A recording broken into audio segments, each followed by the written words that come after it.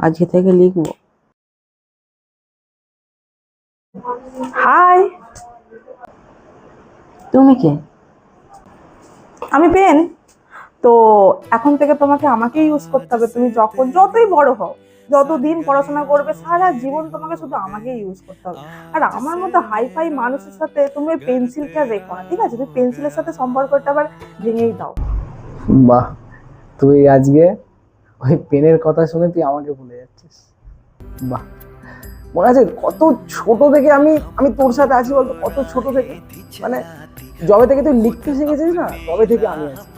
কত ভালোবাসি তোকে বল, আর তুই আমায় কত ভালোবাসিস। জাস্ট এই রঙিল একটা আবরণ আছে এর গায়ে, আর তুই এর জন্য আমাকে ভুলে যাবি। ঠিক আছে, ভুলে যা কোনো অসুবিধা। সো চিপ ইয়ার, এসব চিপ মানুষজনকে সরাই। আর তুমি তো ঠিকই বলছো, কিন্তু ও তো ছোটবেলা থেকে আছে আমার সঙ্গে, ওকে কি করে ছাড়তে পারি বলো? আরে হ্যাঁ, তুমি ঠিকই বলছো, কিন্তু बहती हवा सा था